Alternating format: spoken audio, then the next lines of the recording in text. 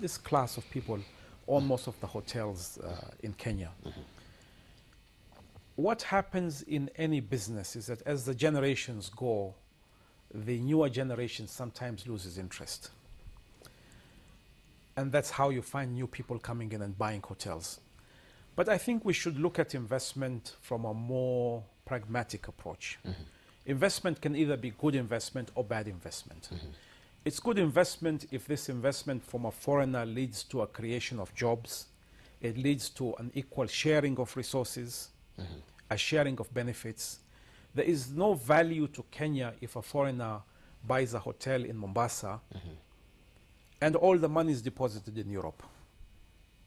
But if he buys a hotel in Mombasa and employs people from Kenya and buys food from local companies and the revenue comes in there and it is circulated in the economy, I don't see any problem with that. The problem is bad investment is when the investment is here but all the benefits go outside. So we have to be pragmatic and see which is the best way to encourage good investment into the country. We mustn't approach this thing from saying that every foreign investment is bad. Investment is absolutely necessary for any economy to develop. And it is part of my strategy to bring in as much investment into Mombasa as possible. Right. Lastly, let's talk about gender mainstreaming.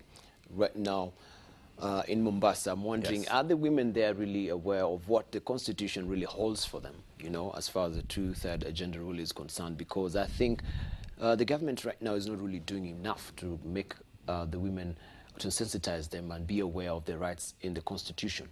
You, who's aspiring to be a governor, how are you planning then to inculcate the women into your board? On my campaign teams and on the groups that work with me, women are usually more than 50%.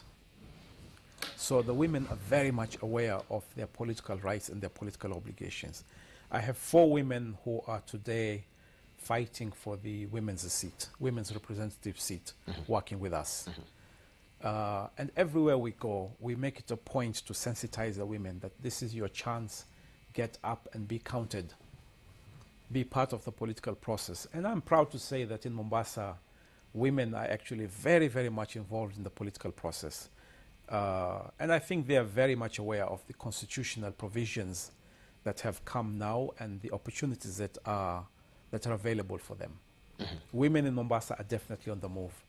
And I'm proud to say that we are very much part and parcel of that. I am particularly encouraged when I see young girls getting into the political process. Then I know that our community is on the move. Right. So if you be the governor today, what will you be doing in the first 100 days?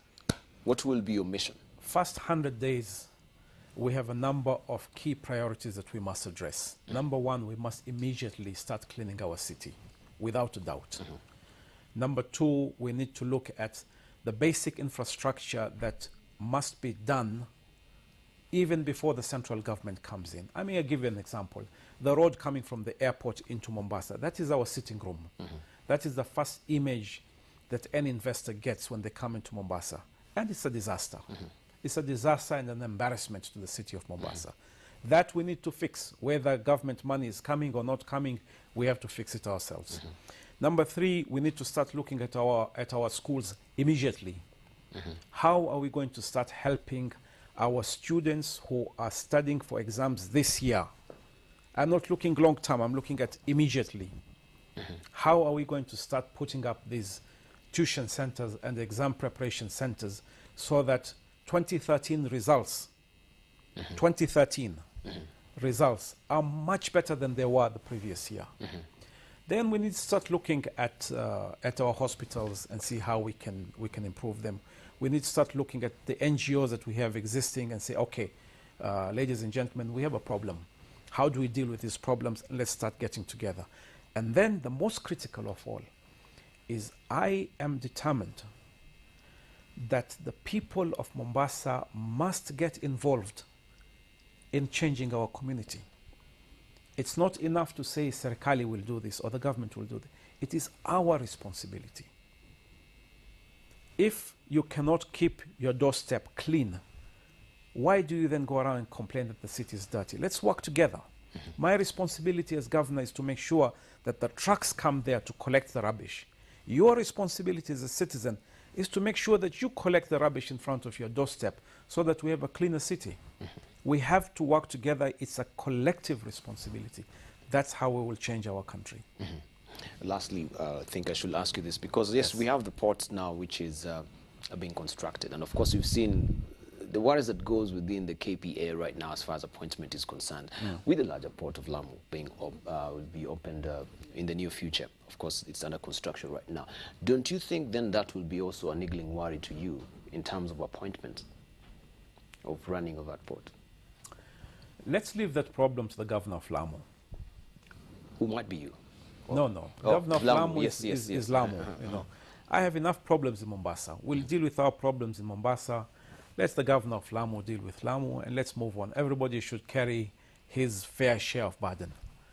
Of course, we'll be watching very closely because it's all part of our economy. And as governor of Mombasa, I'm equally concerned what happens in Kwale, what happens in Kilifi, because we are a contingent belt. And our economies and our people are basically the same people. These are national issues that all of us have to be concerned about. But my priority is Mombasa. That's what I'm applying for. That's the job I'm applying for. And the people of Mombasa will hold me accountable for what I deliver in Mombasa. I don't think they care what I do in Lamu. Yeah. Right. Thank you so very much. I really appreciate you coming this morning. Thank you. Well, an insight there we've been given by Mr. Suleiman SHAHBAL, who's aspiring to be a governor of Mombasa County, and of course he's given us a raft of measures that he's going to carry out when he comes into power as a governor. Well, I'll leave it up to you to decide, and I'll leave you with the words of Albert Einstein, who says, not everything that counts can be counted, and not everything that can be counted counts. Think about that. Have a lovely day. Up next, we talk about career pathing. Don't go away.